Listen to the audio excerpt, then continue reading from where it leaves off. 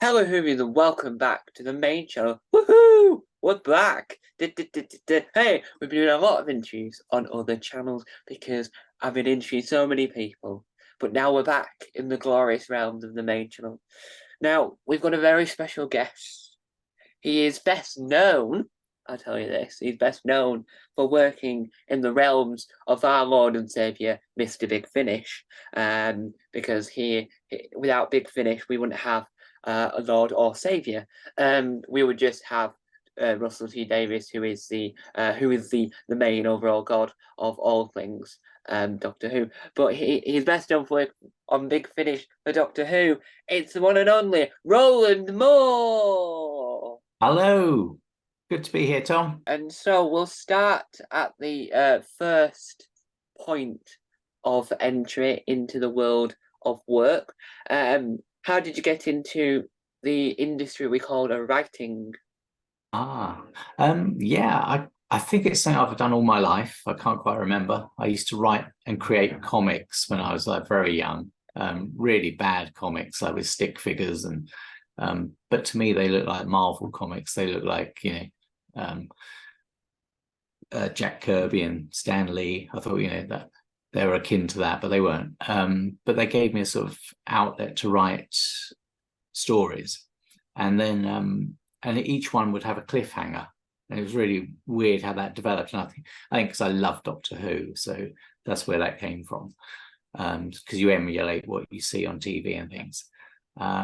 So yeah, I'd write comics for myself. Nobody would ever see them. Eventually, I would sort of show them to people at school, and built up I had 2 regular readers at one point at primary school, and that was really funny because then I'd have this sort of deadline each week to try and write a new comic strip, and they were terrible. I mean, my artwork was appalling.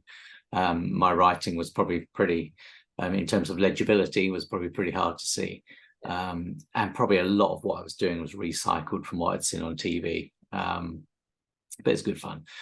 So yeah, I had like 2 regular readers for a bit. I think in my mind that always lasted a lot longer than it did. It was probably it's probably a few weeks before I burnt out. And then when I was older, really, I sort of started to put on plays in London, because I didn't know anybody in the industry, and I think that's the same for a lot of people. They don't have a way in through a parent who knows the ropes, or anything like that, or can introduce them to people. So I put on my own shows on the London Fringe, and sort of built up a following on sort of for different plays and things that I wrote, and eventually got my first agent through that. And then sort of I tried to get into TV, and that was quite hard. I managed to get my first credit was on a children's cartoon for ITV about a cat that played football. It was fantastic. That was my first credit. I'm really proud of it, because once you get your first credit, then it's easier to get the rest. And just from there, really, I wrote for children and I wrote for adults, often in parallel. So I'd be doing like a thriller series for grown-ups while I'd be writing cartoons for like 4-year-olds. And you said there that you were a fan of Doctor Who. What era of Doctor Who was your era when you entered into this wibbly wobbly program we call Doctor Who? It would have been late Tom Baker, and I mean, amazing performance. He just inhabited that role, and I think it was the sort of tail end of the Hinchcliffe era, the Holmes and Hinchcliffe era. So I was very young, but scared out of my wits by sort of Voc robots and things. And and I remember with a school friend who were both mad into Doctor Who, and we one Sunday, it must have been sort of a repeat or something of the Robots of Death. We basically took all our parents' tinfoil and made sort of robot costumes out of those. So we were really into that. It was yeah. And that also merges with the use of Blue Peter, because Blue Peter very much likes the good old tinfoil. Well, but it's like anything that children can get their hands on that doesn't require almost sawing the fingers off. That's Uh, right. and so, how did that then lead into you working at Big Finish? So I started with Big Finish, I think, in 2016. And so I'd written sort of various things for TV. And I'd just written, there's a TV show called Humans, which was about robots that were basically akin to like the latest iPhones. I'm sure you remember it. It's a really good series. But I adapted that for Chinese television. And it was China's first ever sci-fi series. But it basically was the same story as the UK version. And that was really good fun, but it gave me a really good science fiction credit. And I'd always wanted to write for Big Finish. I think I'd tried several times. And then I managed to get sort of permission to pitch a few ideas. And one of those became The Night Witches, which was my first Doctor Who. So second Doctor, Holly and Ben. And that was really good fun to do. And yeah, so that was the first one. And you mentioned there that you worked on the Chinese version of Human. How did that come about for you to work on the Chinese version? Because it's like a, because obviously I don't know if you probably do know Chinese to be able to say yes, I'll do it. But it must have been really hard to work with another country while still keeping to the material that the original version had. Yeah, that's a really good question. I got the job because I basically pitched for it. So I went in for sort of lots of meetings in the UK because it was a co-production between Endemol Shine and a company, Croton Media, which is a massive Chinese company. And the Chinese wanted a show that was like a 9 p.m. drama. But with the quality of like a BBC show, like things like Sherlock were massive. So they wanted something that looked as good as that and hopefully came close to it in the writing. So that was my basic remit for the show. And the idea was purely that they'd have this really good show to watch that would not require subtitles. So, they'd have to watch Sherlock with subtitles or Doctor Who with subtitles. And so this was a fairly long process. There was 6 other writers who I hired onto the show. And we all wrote a number of scripts each because the series was 30 episodes. So I couldn't do all that myself anyway.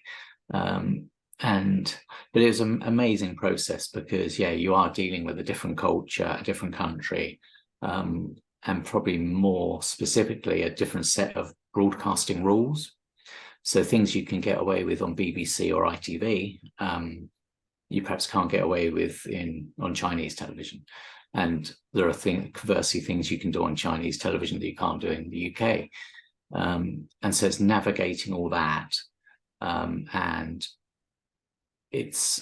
I think it's always important to view those things not as sort of a restriction, but as an opportunity. Because at first we were told, for instance, we couldn't have any violence. So we had to be really clever with how we showed any violence, because there is violence in the series. So we couldn't show someone being hit, for example.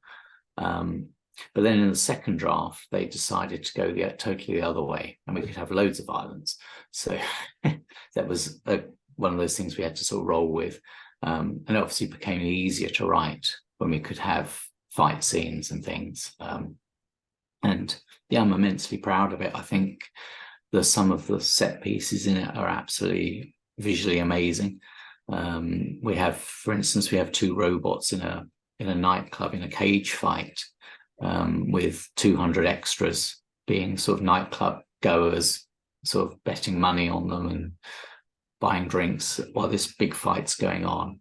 And the fight itself is amazing. I went to the filming of it, and they had two martial artists who basically performed it like ballet. It was amazing. It was like a 7-minute sequence of ballet that, when it's edited together with all the sound effects and sweat and things, it looks really visceral, really, full on.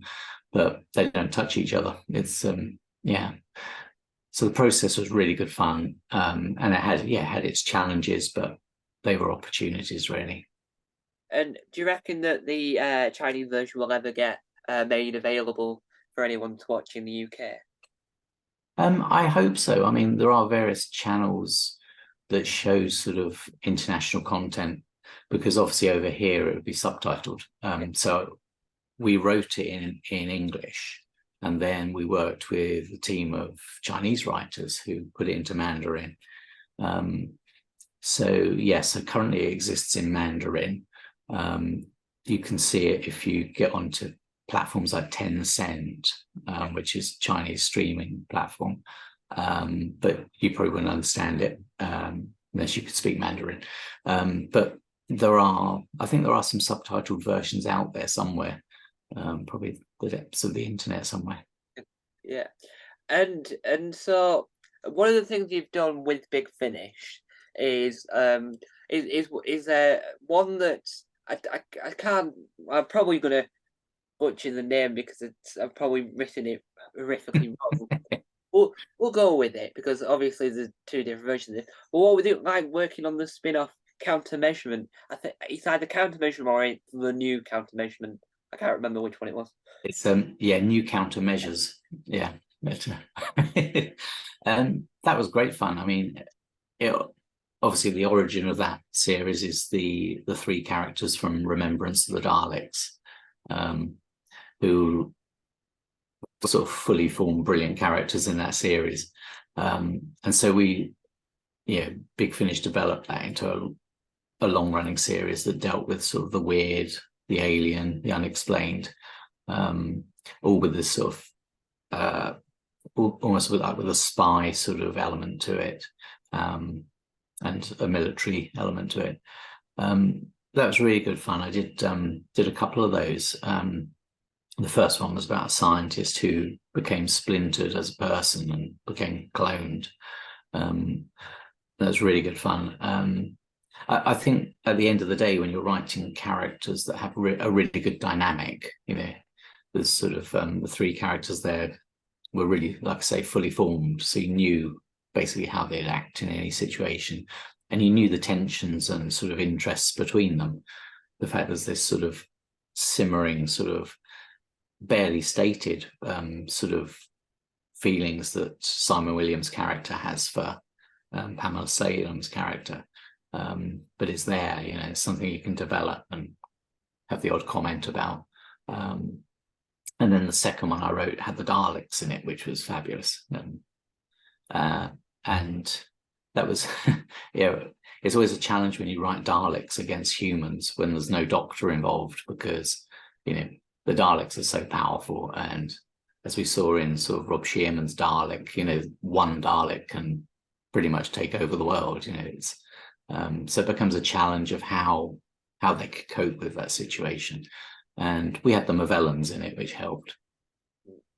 And when you're writing these stories for the different things, you have to read, because a lot of them are all based from TV. Do you have to watch certain stories of Doctor Who to get your mind into the right mindset for that particular thing you're writing? Yeah, it's a great part of the job, Tom. To actually have to watch TV, and it's work. It does mean sometimes you watch TV and you don't enjoy it on the same way, but yeah, if I was writing something about the maggots from Green Death, I'd watch the Green Death. I'd listen to any audios that reference those characters or continue the story, or any books that feature those elements. So with Countermeasures, I watched Remembrance of the Daleks. I listened to I think most of the series, if not all of it, the audio series. Yeah. And how does the commissioning process actually work at Big Finish? It's so you pitch an idea, for a series. Sometimes they will ask for a particular series, say, would you like to submit an idea to this? Other times you'll be submitting it and saying, can I write for this? The ideas are sort of reviewed, and if they're sort of if they fit, then you might get a commission for it. It's a really nice company to work for. It's very encouraging. It's very inclusive. They're finding loads of great new writers, and giving them sort of opportunities to play in these amazing worlds. It's so yeah, it's a lovely company to work for. And do you ever get to meet the other Big Finish writers, or are you like the Gogglebox families where they just sit in their own separate thing and never meet each other? Yeah, there are some I haven't met, who I've sort of conversed with on email. There are others I have met. We sort of get together every now and again, some of us, or sometimes you see people at the BFI at various Doctor Who events, or sort of conventions and things. So yeah, you do meet. It's quite nice. But most of the time, as in any element of the modern world, it's email or phone, because you work with various writers and they're perhaps script editing your work, for Big Finish, or they're working with you, and you've got to work out how your story fits with theirs, things like that. And once you've written a fantastic story, because you always do you get to go and listen to the recordings in the studio? Do you go and listen to, just in case there's an error that one of them spotted, or that they've pronounced it slightly differently and you need to tweak it on the script? Yeah, I mean, again, the Big Finish are really inclusive in that regard. If there is an opportunity for the writer to go to the recording, they'll give you it. Yeah, I mean, it's a great opportunity. It's a lovely day to hear it come to life, to hear the actors give their, because they always improve what you've written, by performing it. It becomes like really dramatic or funny or whatever, but it's always better than when I'm doing all the voices in my head. It's never quite the same. And yeah, you are there as well in case there's a continuity problem or something.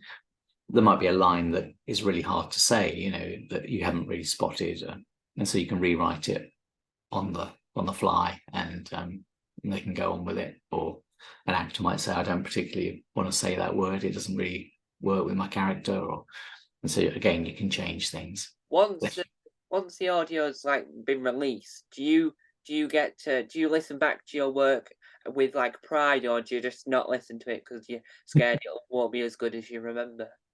Yeah, I think there's probably nervousness with every writer when they hear or see their stuff back. And I tend to listen to Big Finish and watch things if they're on TV twice, because the first time is like a sort of safety check to think, okay, that works, I like that, that's all right. And then the second time I will listen to it and hopefully enjoy it as more of a listener. I think there's always that case, you're your most critical critic, and anything that you've spot, a lot of other people won't even think it's an issue, but you might sort of think there's something in there that you wish you could have done differently. I think that's pretty normal. And one of the Doctors you've worked on is the Sixth Doctor. What was it like when you found out you got the opportunity to write for the one and only Colin Baker? Oh, it's fabulous. I think he's really coming to his own on audio. I mean, obviously for those jobs, I've rewatched his entire run on TV, and you realise actually, he was always giving that brilliant performance. It's just sometimes the stories perhaps weren't as good as they could have been, and there were some weird decisions they made on TV with him by making him violent towards Perry, and but I think it's a credit to Colin that he made the character so sort of likable in the end, and and he's certainly run with it a Big Finish and really developed. I think he's a lot of people's favorite Doctor, and he was a joy to write for. I mean, I had two for him that have come out. So the first one was Memories of a Tyrant. Second one was Colony of Fear, and that's great. And also, I got to meet him, which was a bonus. So, yeah. And how long is the process between writing the actual script and being commissioned to having it released out to the public for everyone to go, oh, this is the greatest thing I've ever heard? I hope that's the reaction. Yeah, I hope we get that every time. It can really vary. I mean, I think it's known that perhaps the Tom Baker ones take a bit longer to come out. So I wrote one called Stone Cold that was written a few years ago. Came out, I think, in June. But sometimes it can be quite quick. It really depends on the schedule, on what's happening. I think Colony of Fear was quite fast. So from recording to release, that was quite fast. But it varies. Depends on the schedule. And obviously these things are released in an order that they won't all be released at once for obvious reasons. So you have to space them out for marketing reasons and to get anticipation and things. And you mentioned there about Stone Cold, and what was the process like writing for the Weeping Angels? Because they don't really say anything and they don't really have a signature like sort of particular sound. What was the thought process when you thought I need to work out how to get the Weeping Angels involved in this story somehow? Yeah. I mean, it was a great idea. That was the producer David Richardson's idea. Wasn't mine to have the Weeping Angels. He suggested that. And it's like I said before, you think, instead of thinking it's perhaps an issue or a problem, you think that's an opportunity. How do we do it? And on audio, I was very lucky because writers like Matt Fitton had written The Weeping Angels. He'd done a Fifth Doctor story, I think. And it established a lot of the audio ways in which the Weeping Angels would be portrayed. So you have the scraping of stone across the ground. And yeah, you're totally right. They don't talk. They don't really make a noise apart from scraping of the stone on the ground. But it's also done with some amazing music cues. So you have this sort of sting, and it becomes actually quite terrifying because, in a way, that the characters can't close their eyes because otherwise the angel will move. Yeah. But you're forced to do the opposite on audio. You can't see them, and so it gives it a different type of terror in a way. So you're in a weird way you're relying on the Doctor and Leela to be your eyes, because as soon as they stop watching, there's nothing you can do as a listener, and you can just hear it. And yeah, they work surprisingly well on audio, I think. And do you reckon that there's a particular story that you've written that would work really well in animation? Because there's a lot of fans at the moment. Well, not a lot of fans. There's one fan at the moment who's doing fantastic animation. But do you reckon there's a story of what you've written that would work well in a visual medium as well? I hadn't thought of that. Yeah, I mean, I think. I think Stone Cold would be lovely to see. It's and I think Tom gives such a good performance in it, and Louise Jameson, amazing. Yeah, maybe that one would be good. Then you could see the angels. And do you reckon that animation would work really well for Big Finish, or do you think Big Finish should stay in its roots of just creeping people's ears out? Yeah, it's a good phrase. They should use that as a tagline, I think. Creeping people's ears out. That's good. Very good. I think, yeah. Well, I think all the scripts are written specifically for audio. So there are things, not so much like in Stone Cold, but although there are. I mean, if Stone Cold was a TV production, you'd have lava, you'd have all these sort of stone rocks and landscape, desolate landscape, a crashed starship, graves, and suddenly it become quite an expensive production. but on audio you can do all that with sound effects, and it just comes alive. So in a way, audio gives you like space armadas, gives you massive space battles that you perhaps couldn't do on TV. And also, my point is then in animation, it become quite expensive. But I think so, it's like anything. I think certain scripts would work really well as animation, and others perhaps less so. Yeah. I think ones where it's people talking and it's more confrontational with a smaller cast, that could work quite well. Yeah, I'm a big fan of the animations. I think they've been a great way of seeing things that are missing, sadly missing from the archives. Yeah. And when you're writing a script, how many drafts do you end up writing before you go in, that's the one I want to do, not the other one I did, or not the first one I did? It varies really, Tom. It depends on the project. Often the way any script writing works really is that you're not the one who says, oh, that's the final draft. It's when they're happy with it, whoever's commissioned it. But even a first draft that I send in, whether it's Big Finish or for TV, is not the first draft. It's the first draft they see. But I've written it perhaps 3 or 4 times. And I'm not from scratch. I mean, you'd write one full draft and then edit it. And the way I work is to go through and do like a character pass, a continuity pass, a plot pass, to make sure all those independent things that have been put together actually work in isolation. And yeah, so it's probably about 3rd or 4th draft is the first draft, which is quite confusing, really.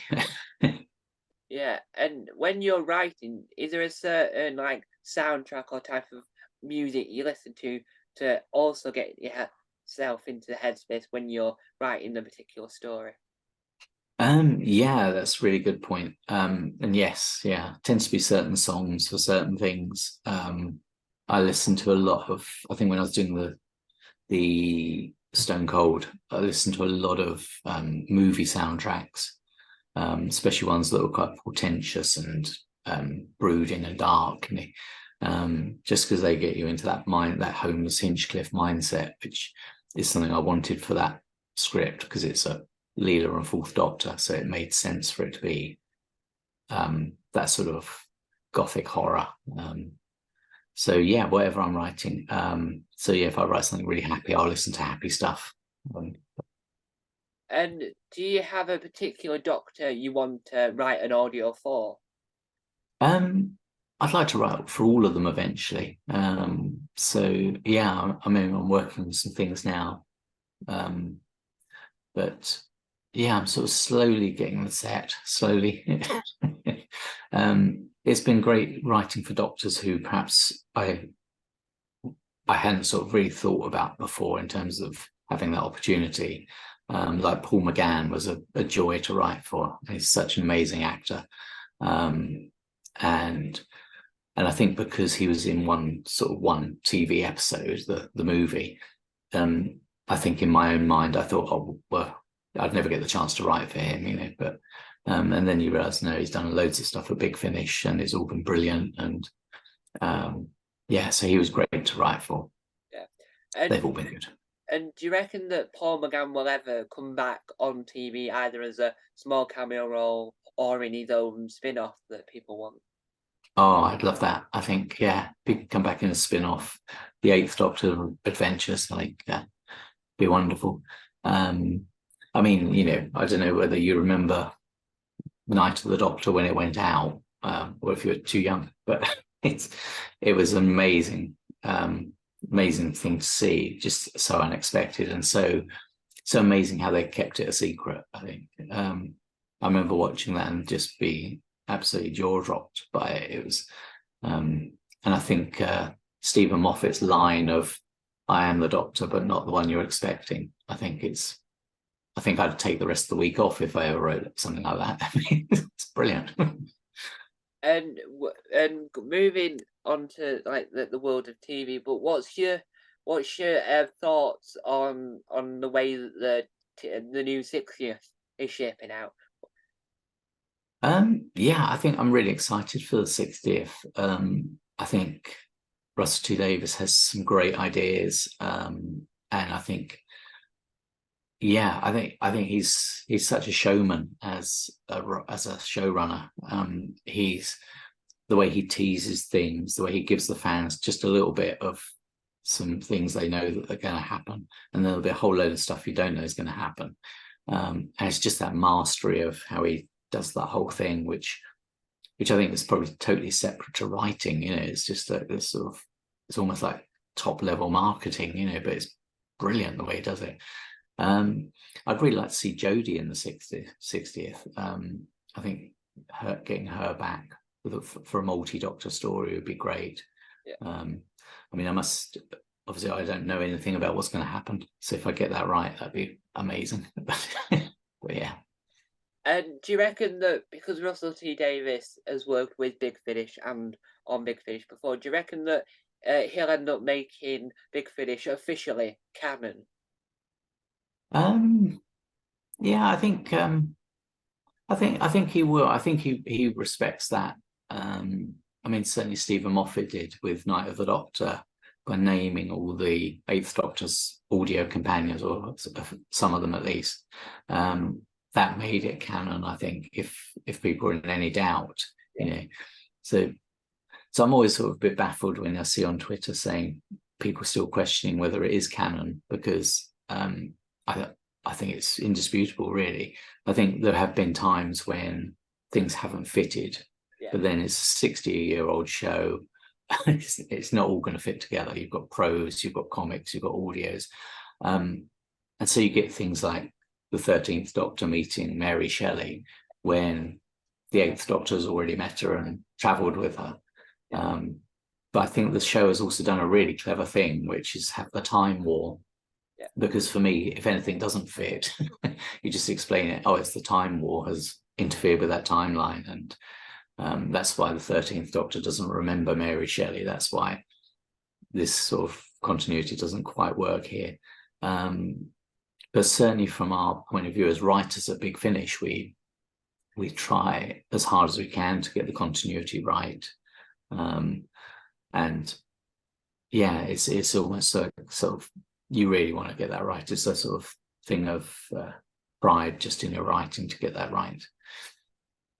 And do you when you're at these conventions, because anyone that was in Doctor Who or anyone was in it for like a mere second, so like, conventions are massive. Do you enjoy getting fans coming up to you and not just praising your work, but saying how it's helped them with their lives and how it's like made them feel happier than they were like 4 seconds earlier? Yeah. Yeah, I mean, it's lovely. It's you get sometimes you get letters, sometimes you get emails, and yeah, meeting people is great. And to be honest, I just love meeting other Doctor Who fans, you know, because I'm a fan too, and it's just I've just been lucky enough to be able to write for Big Finish and do it sort of officially. But it's yeah, that's great. I mean, I went to one of the Capital events, and to see people dressed up as like the first Doctor, absolutely amazing cosplay, and all the costumes and people coming as Varga plants and things, and you just think it's amazing. It's just, yeah, it's an amazing fandom, I think. And do you reckon that Big Finish has impacted on the fandom for the better? Because there's some fans out there that have created their own sonic screwdrivers that were only in audios and featured on the covers for very few seconds. And do you reckon that makes Big Finish like feel more part of the community than like an outsider? Yeah, absolutely. I didn't know that. That's fabulous. Yeah. And I think, yeah, I mean, a shout out to all the artwork on Big Finish as well, because some of those artists are amazing. I think all the different styles that they use and the effects they produce, the covers really help make the productions.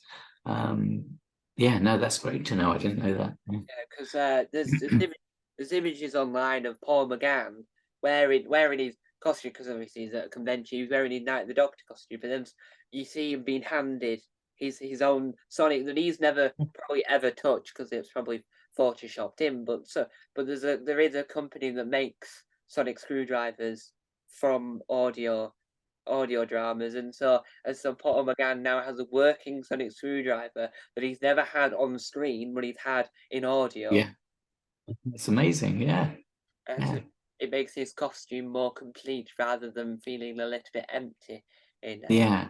the eyes of the Because fans. I remember Doctor Who magazine had a few years ago when he had Paul McGann did a new sort of set of photos, I think, for Big Finish, and he had a new costume for it.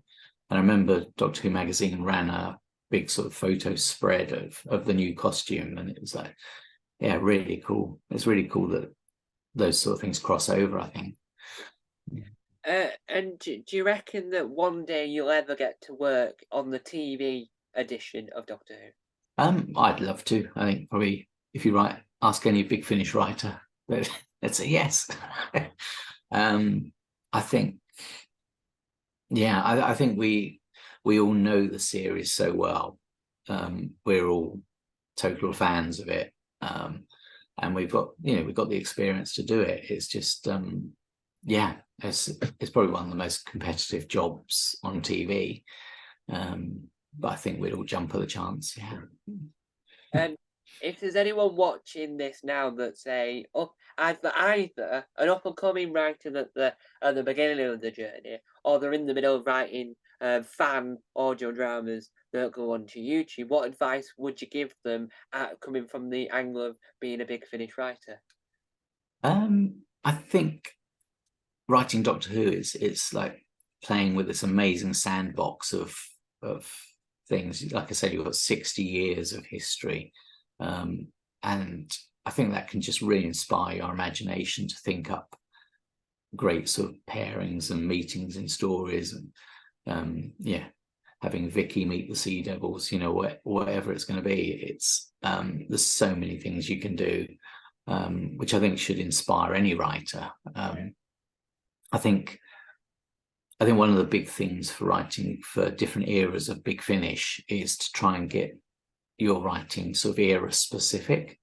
So if you're writing a Second Doctor story, you don't mention Gallifrey, for instance, because that was mentioned by the Third Doctor. You don't, if it's a First Doctor story, you don't mention the Time Lords. It's just trying to be mindful, and the First Doctor called it the ship rather than the TARDIS most of the time. And it's little things like that, I think, that give authenticity to your writing.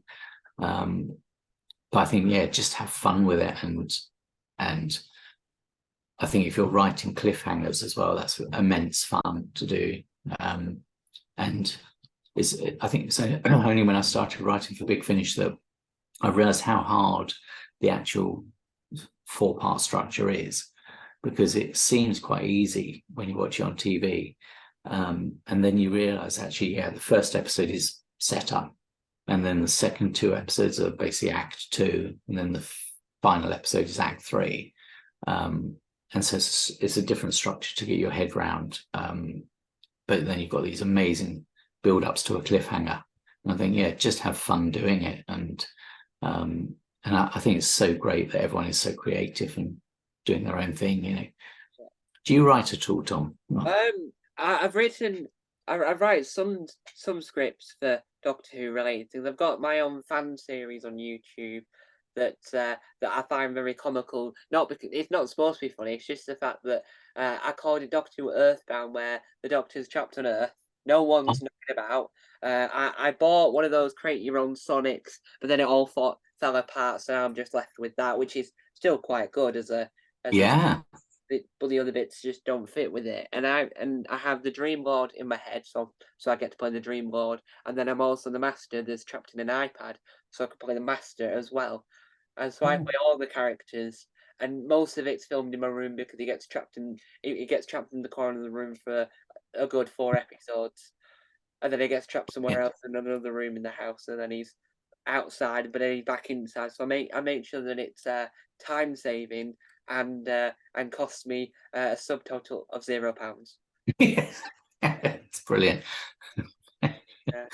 That sounds like a good fun. I Yeah. should check that out. And so coming towards the end of this glorious interview, and for the people out there that are listening, what projects in the world of Doctor Who can you talk about that you've got coming up, either coming out this year or coming out next year or whatever? Um, yeah, there's probably not a lot I can say really, unfortunately. Just because I don't know what I'm allowed to say. So I think I can talk about anything that's come out. But yeah, I mean, one of the things I am doing, which is sort of common knowledge, is that I'm script editing the Doctor Who audio novels. And these are sort of longer form Doctor Who stories. They're typically 6 or 7 hours of a sort of immersive prose experience. So it's normally read by one actor or performer, and then but it's got full sort of sound effects and music. So it's a cross between like an audio full cast drama and an audio novel. And several of those have come out already. And they've been really good fun to do. Yeah. And the other thing you've done, which we'll briefly touch on, is you created books based off your own BBC drama series, Land Girls. Yes. Will there ever be audio books of the books you've written? Oh, it's a good question. Yeah, I think it'd be lovely if there were. I don't know if they are available as audiobooks, to be honest. I've never checked recently. Yeah, I think the closest that they've had to audiobooks is probably when I read them in my own head when I was writing them. But no, that'd be great. Yeah. Yeah, because they're currently only available as well. Obviously, they're currently available in the format they were intended for, the books, but they're currently not available as audiobooks. And I think that would be interesting to hear the story read by either an actor within the TV series or Yeah, or a Stephen Fry or someone else that does audiobook readings. that'd be great. Yeah, Yeah. I should look into that. Thank you, Tom.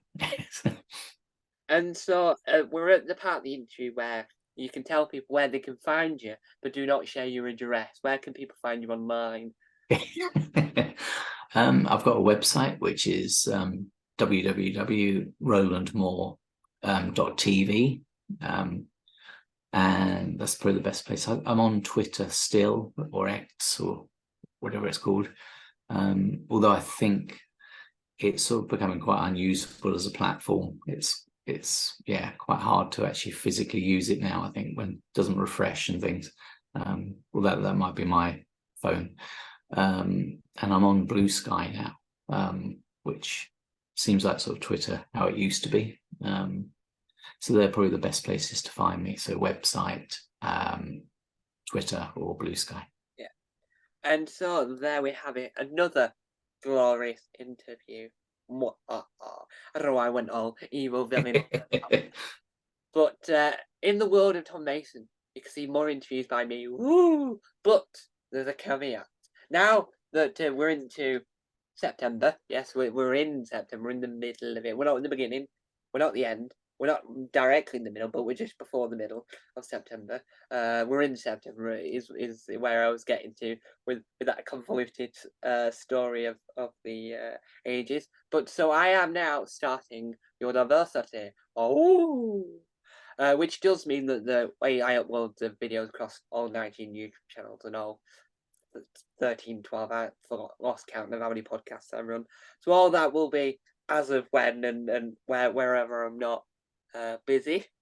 But there will be more interviews because I am the king of the interview and there should be more nonsense from me. So stay tuned at whatever nonsense I get up to because that is my pastime, doing nonsense. Yes. Which is that recent sketch of Bloody where I pretended to audition for Big Brother. That was nonsense. I don't know why I did that, but hey ho, you live and you question sanity. And so there we have it. Thank you guys for watching. And thank you to Roland Moore for letting me interview you. And remember, guys, no, I've forgotten.